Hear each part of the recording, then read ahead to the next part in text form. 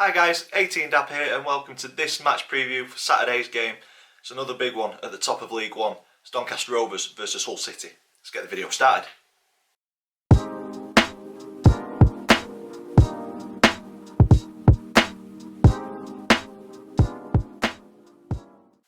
So guys, welcome to this match preview, Doncaster Rovers versus Hull City in League One. Second versus fifth, huge game.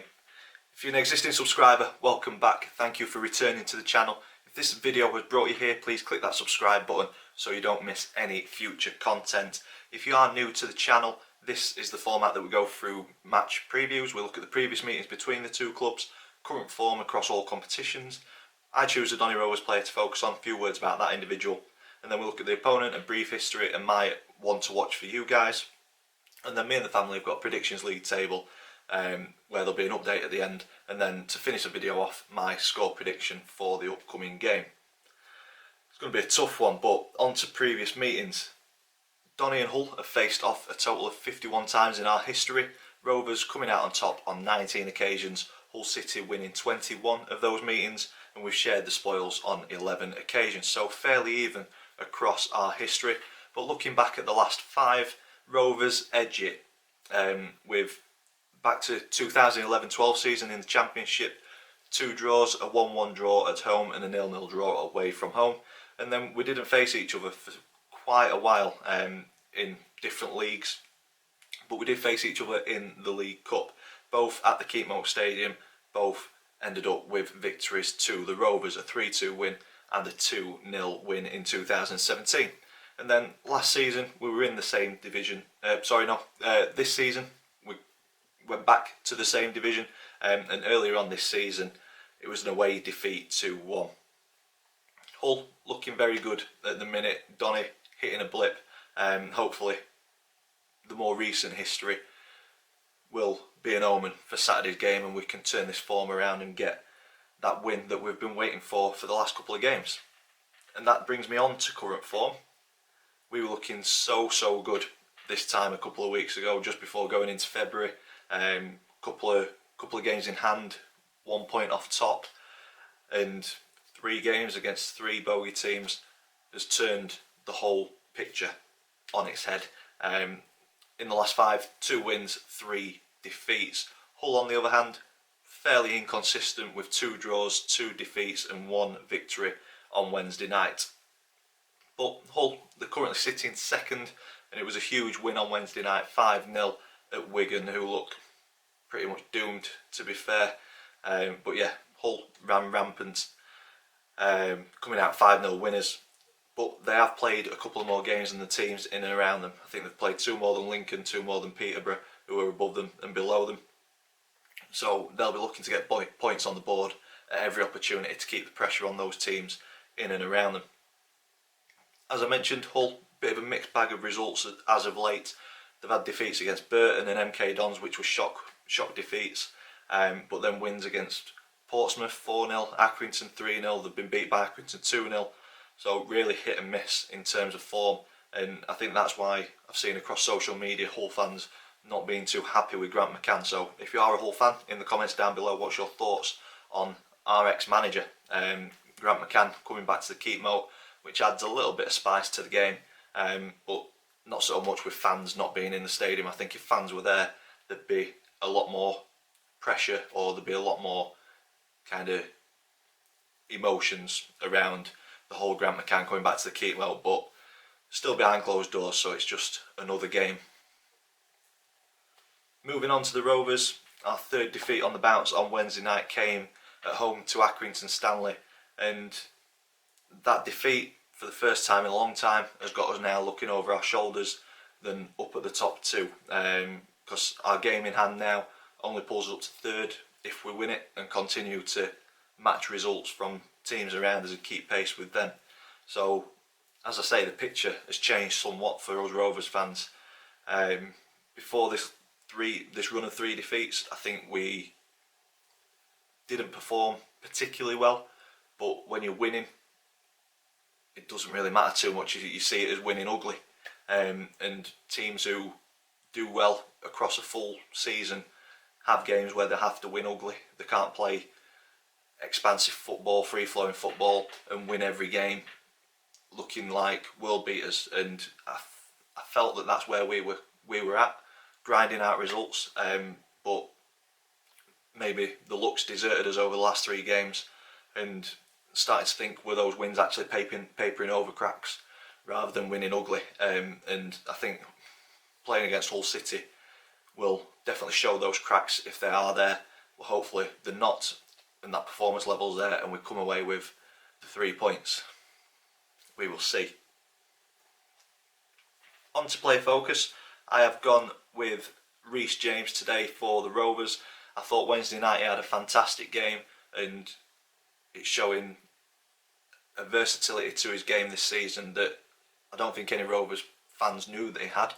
Played a lot of the season in the CDM role, but Wednesday night he got pushed back to left back, and I thought he had a fantastic game. When the ball was put out to him, I thought we looked very threatening down the left hand side. He was driving at the defenders, and I thought we were going to have some joy down there. And for some reason, Madge Gomez and Cameron John were brought on later on.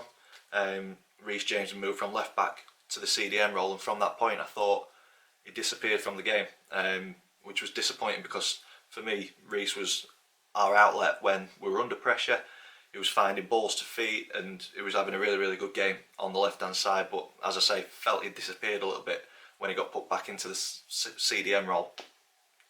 But hopefully, with more options from a decent January transfer period, players start to be played in their natural positions, and fitness starts to come for those lads who have not quite got to the levels that they need to be at yet, and this form turns around. But yeah, for me, Reece James, fantastic player this season, doing really well in the red and white hoops. Just hope he gets to play in his natural position a little bit more, and terrorise some right midfielders and some right backs.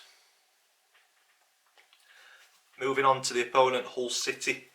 Founded in 1904, currently managed by Grant McCann.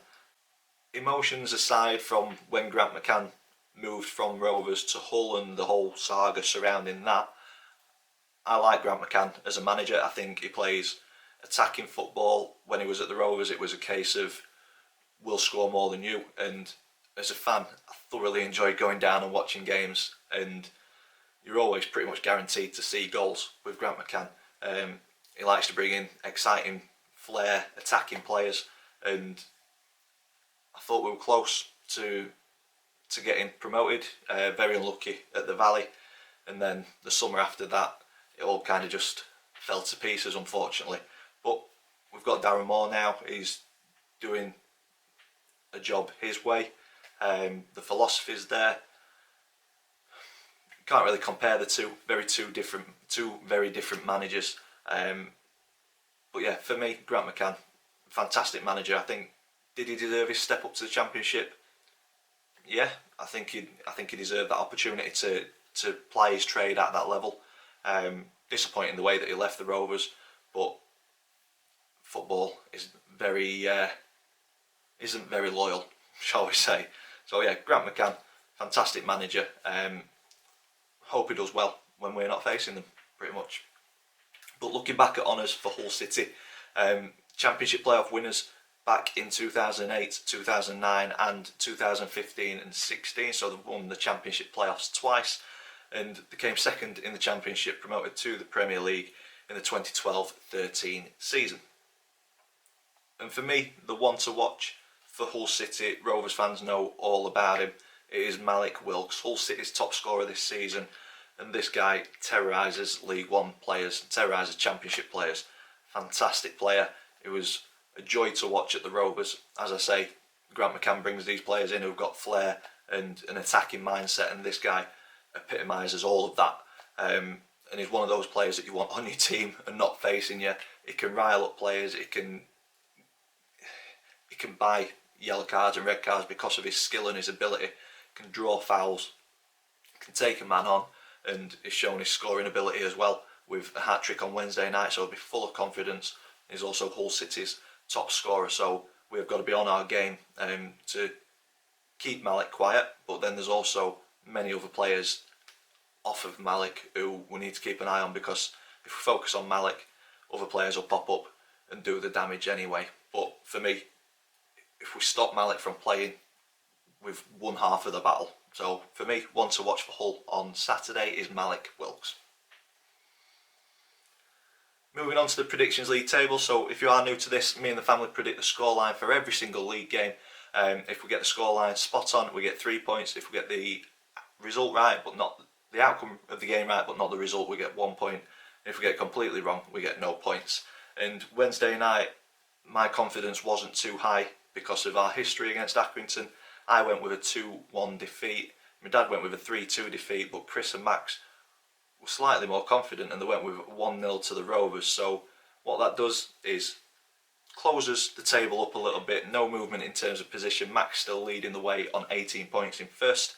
Chris is now joint second with Dad on 17 points, and I've pulled slightly closer on 14 points. So still very tight, still a long way to go this season, and hopefully we'll see me climb up that table to top, but we will see.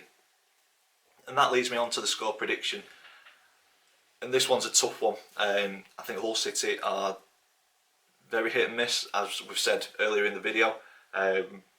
So hopefully that inconsistency comes on Saturday and we face a Hull City who aren't firing on all cylinders. But for me, we've just not looked as a collective unit for the last 3 games, and it's quite worrying to see. I think Darren will change personnel, but I think the system will be very rigid. It'll still be a 4-2-3-1. And for me, I'd like to see somebody up top with Bogle, try and get Bogle and Fajiri together so that they can play off of each other. But I think the system will be very much similar to what we've done over the last however many months. Playing out from the back from goal kicks, I think we'll put ourselves under a lot of pressure, especially with Malik Wilks there. We were architects of our own downfall against Accrington with playing out from the back. Hopefully we learn our lessons and mix it up a little bit, but I don't think we will, and because of that I think we'll come undone once again, and I'm going for a heavy 3-0 defeat. I hope I'm wrong, but something inside me just says that the philosophy is still going to be there, and we'll be architects of our own downfall once again, and we'll start losing pace with the teams above us. Hope I'm wrong, really do hope I'm wrong, and I hope we do turn this form around. But with score predictions, I always try and be unbiased and honest on what I see over the last couple of games, and I can't see anything other than a defeat at the minute. No, February needs to disappear and then we need to get back on track in March, but it's a tough month. As I say, hopefully I'm wrong. And that's it for this video. If you've enjoyed it, big thumbs up for us please. Comments in the section down below. Let me know your thoughts on the upcoming game, Rovers and Hull fans. If you haven't already, please click that subscribe button. As always, thank you for watching, and I will see you in the next one.